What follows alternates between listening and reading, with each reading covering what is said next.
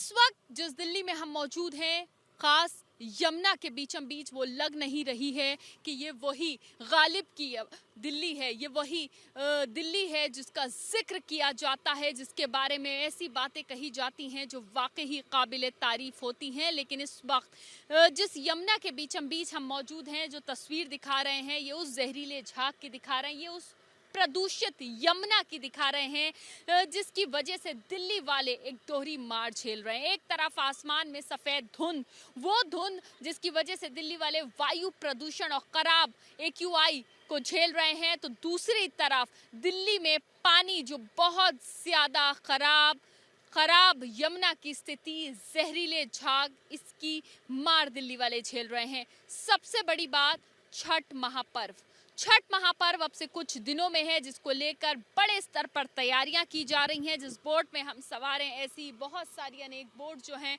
इस यमुना में उतर रही हैं, जिसमें जो फ्रोथिंग के लिए, झाग को कम करने के लिए फूड ग्रेड केमिकल का छिड़काव किया जा रहा है, ताकि जो ये झाग है इसको कम किया जा सके। लेकिन क्या ये सिर्फ टेम्परेरी समाधान नहीं है, क्योंकि एक परमानेंट सॉल्यूशन के लिए बड़े स्तर पर काम करने की ज़रूरत है, और साल भर काम होगा तो शायद तभी ये स्थिति सुधर पाएगी। लेकिन फिलहाल ना तो स्थिति सुधरती हुई दिख रही है, ना ही यमुना की तस्वीर अच्छी होती हुई दिख रही है।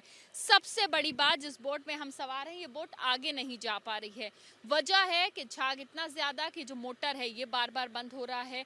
दूसरी बात कि जब ओखला बैराज में वो जितने भी गेट्स जो हैं वो लगे हुए हैं, वहाँ से जब पानी तेज़ी से इस तरफ आता है, छोड़ा जाता है, तब ये जो झाग है बहुत ज़्यादा बन जाता है, और जब झाग बहुत ज़्यादा बन जाता है तो स्थिति जो है और ज़्यादा ख़राब होती है। लेकिन फ़िलहाल ये जो अभी सिचुएशन है, इस हिसाब से हम आपको बता सकते हैं कि अभी यहाँ पर बैठना मुश्किल हो रहा है अभी, क्योंकि बदबू बहुत ज़्यादा है। फिलहाल जो बोट्स हैं लाइन से खड़ी हुई हैं, ज़्यादा बोट्स यमुना के बीचों बीच जो हैं उतर नहीं पा रही हैं, क्योंकि झाग की वजह से जो मोटर है वो बंद हो रही है। फिलहाल डीफ्रोथिंग का काम जो है वो लगातार जारी है, दिन में ये काम होता है।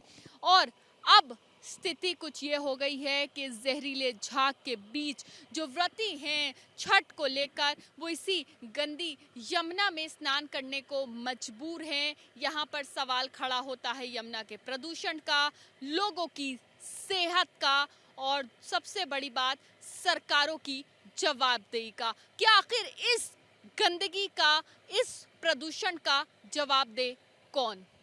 कैमरा पर्सन भूपेंद्र रावत के साथ मदीहा, ABP न्यूज़, दिल्ली।